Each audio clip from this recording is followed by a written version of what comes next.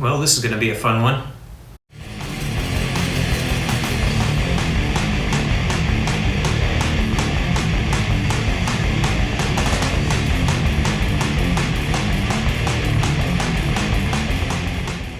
So today I'm going to do something a little bit different than what I usually do. I'm just going to tell you a personal story about extended car warranty, I hesitate to say scams.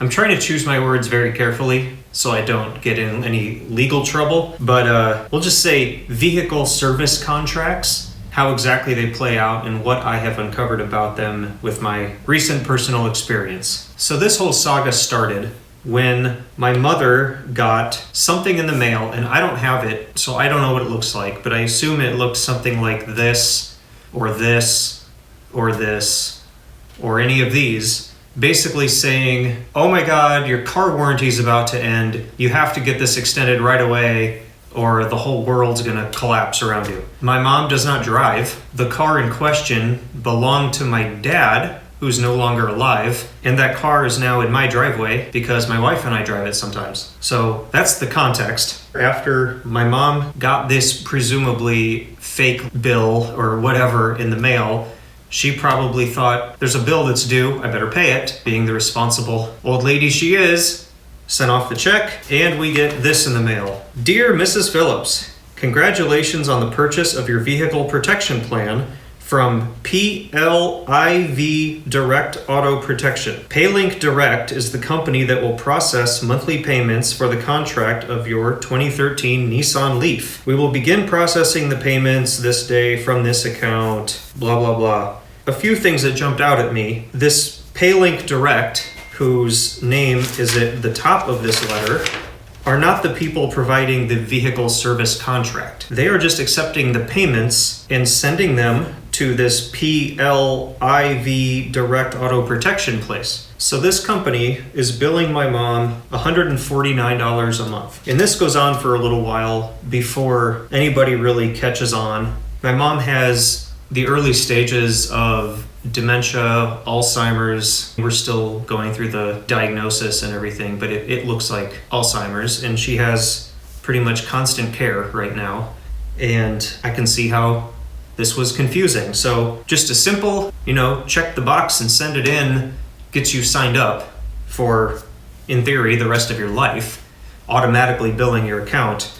And you will see how hard it is to stop that. So I started looking into this PayLink company and going through the Better Business Bureau site. There's a lot of complaints about them.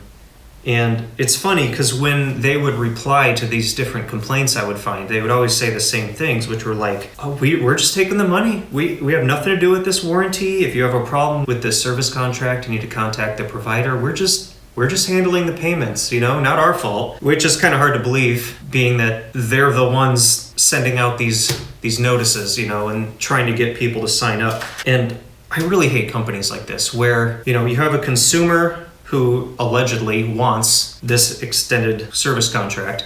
You have a company that will provide that service contract. You don't need a third party in the middle to just grab some of the money. But here you have this company that's probably making a pretty good profit, and they don't even really need to exist. They're just milking the system, and I hate companies like that. So, second thing, you may have noticed when I was reading this letter, 2013 Nissan Leaf, who the hell needs a service contract on an electric car? This car doesn't have an engine, it doesn't have a transmission, it doesn't have a muffler. So many car parts are not on this Nissan Leaf. The only thing I could ever see actually needing to replace on this thing would be maybe a suspension component or something which is inexpensive and I can do in the driveway, or the entire battery pack, which I guarantee is not covered. I mean, I didn't look it up, but I'm gonna go out on a limb and say with confidence that they would not pay for a new battery pack for a Nissan Leaf, especially one that's now 10 years old and the car is worth less than the battery pack. They must love selling service contracts for electric vehicles because you're just gonna collect your dough and never get a call back. So that was extra annoying as well and just pissed me off even more. So when we first found out about this, one of the reasons it took me a few months to actually start this process was that I started scheming up this cool plan, right? I've lived in the same city my entire life. I have a lot of friends. I've always been into cars. So like half the auto shops in town, I know somebody that works there. And I thought, What's to stop me from going to these shops? Pick one and tell them like, hey, wink, wink, I ran over a curb. Can you look at the suspension in the brakes and make sure everything's okay? Maybe I wouldn't mention ran over a curb. Maybe hit a pothole, something that sounds less like my fault. And have them look at it, just say like, find everything wrong with it. And they'll be like, oh my God, this thing's a mess. You need brakes, you need new sway bar ends, you need new struts, you need shocks, you need everything. And try to like scam them for the amount of money that they, again, I'm being careful with my words, that they received from my mother through a contract she signed up. But my personal opinion is ripped her off. Problem with that is I would want to make it a video, put it on YouTube, and then everybody would know that was what I did to them, and then they could come after me. So I finally decided, okay, I'll be an adult. I will just call and cancel this, right? How hard should this be? Make a phone call, be like, my mom does not want this, cancel it. So here is that first phone call. Thank you for calling PayLink, the payment plan provider for your service contract. PayLink is a provider of payment plans to customers and does not sell service contracts. Can I please have your billing account number? WFC 408. And your name? My name is Mark Phillips. I'm calling on behalf of Phillips, my mother. All right, please bear if you want to retrieve some information for you, okay? Okay. How can I help today? I would like to talk to somebody about getting this not only canceled, but as much of it refunded as possible. Is your mom there with you? No, she's not. My mom has Alzheimer's, and she doesn't have a car. Okay, so reason I'm asking for her is because her authorization will be needed. You have to provide us with a power of attorney to gain information or to make any changes to your mom's account. I do have power of attorney. Okay, well, you could either fax or email us that information. Which option would you prefer? I suppose I could email it. This isn't enough. Do you think my mom wants coverage for a car she doesn't have? No, that's the procedure I'm advising you on. I can provide you with the email address. Okay, so once you receive your information, you'll be given a call to gain more information and make any necessary changes. Okay, so as you see, they wouldn't do anything without power of attorney. I followed up with an email the following week where I attached the power of attorney with the following letter. Last week, I called to have this policy on a Nissan Leaf canceled and all payments refunded on behalf of my mother. I was told I needed to prove power of attorney, which is absurd, but I've attached it as requested. Mom has Alzheimer's and has not driven in years. The car in question belonged to my deceased father, and she has never once driven it. It's now used by other family members. Sidebar, this is an electric vehicle, so I'm not even sure what you're offering to repair. I'm sure people love to provide warranties for cars lacking engines and transmissions, while presumably not covering the only thing that car could ever possibly need, battery replacement.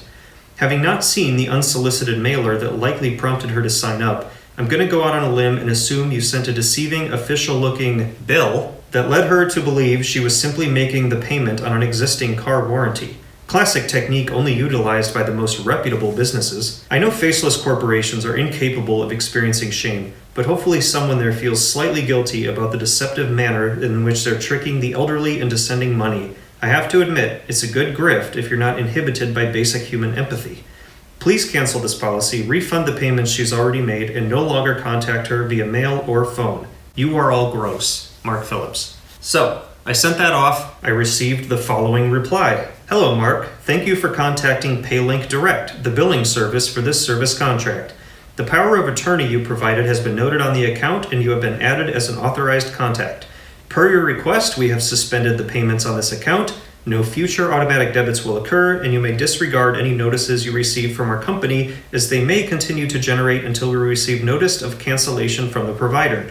As PayLink is only the billing service, you will need to contact the provider directly in order to further discuss the cancellation of this policy and any refunds that may be due. We have provided their information for you below, and that provider is Direct Auto Protection, and they gave me a phone number. Now that is the same Direct Auto Protection mentioned on the original letter, minus the weird PLIV nonsense at the beginning. So I now had a name and a number of who to contact. So I did some Googling, looking up who is this Direct Auto Protection, and I wasn't really finding much. I came up with Direct Auto Insurance, which is not the same company, a Protection Direct, which is not the same company. There was very little mention of this company, but I decided to just proceed. I thought maybe they're new. This whole thing seemed really stupid, being that I've never sent Direct Auto Protection any money. I sent my money to PayLink, and here they are like, hey, not our business. You gotta talk to these other people. Remember to sign up for this. They probably checked a box and mailed a check, and that was it. And this is what you have to go through. I called Direct Auto Protection, and this is how that went. Thank you for calling. Our offices are closed. Our payments department hours are 9 a.m. to 6 p.m. Eastern Standard Time, Monday through Friday. It's 5:03 on a Friday. Sweet. It is the following Friday. It's about 12:30 here, Central Time. All right, let's see what I can figure out from these guys. Thank you for calling the administrative office of your vehicle service agreement. This call may be recorded for quality assurance. Customer service, how can I help you? Hello, my name is Mark Phillips. I'm calling on behalf of my mother, Phillips. So she was signed up for some sort of vehicle protection through PayLink, and I spoke to them last week and had that canceled, and they told me I should probably get in touch with you and make sure everything's canceled and see about getting a refund. Do you have the service agreement number? Yes, I do. LO359. Okay, yes, I have it here for 2013 Nissan. Is she around? She is not. She has Alzheimer's. I'm one of her caretakers. I have power of attorney, so I sent that to PayLink to get it canceled. But they told me I needed to talk to you as well. They don't close out accounts. They are just where the payments get processed. To close out accounts, you would have to send a letter out to our administration. They require cancellation letters to be mailed out. I can give you all the information on where that has to get sent to close out the account. Would PayLink have... Sorry, I'm just confused by this whole arrangement. Did PayLink already send you notification to stop? Or should they have? That was a week ago. No, they don't close out accounts. They're just where the payments get processed. For you to close out the account, you would have to send out the letter. They said they're not going to accept payments anymore, so will this just work itself out? He won't be receiving a paycheck anymore, so it'll just work itself out naturally. It would end up getting closed out due to non-pay. Yeah, I will get that information from you so I can send a letter, I guess, to have it canceled. They also told me that if I wanted to collect any kind of refund, I would have to talk to you guys, which seemed weird because they were the ones that were taking the money. And again, my mom, she just signed it because it was a really scammy looking bill that wasn't a bill, it was just an advertisement, and she thought it was a bill for the car and paid it, and that's how she got signed up, and she doesn't even drive or own a car. So I would like to try to get her money refunded. Does that also have to be done through the letter? Yeah, you would have to send out the cancellation letter once they receive that. It takes around 6 to 8 weeks to receive any prorated refund. Once the account's closed out, they would calculate from there, and if there is anything due, they send it out by mail. Okay. Well, I will get the information from you on where to send this letter. Okay, so who you're going to address that letter to is going to be Palmer, Administrative Services, New Jersey. Do it on a blank piece of paper, either give reason of cancellation or state you'd like to close it out. Make sure it has her name signed, and then just the date, and then her contract number. And then send it out there, and they'll start with that process with the prorate refund once they close it out.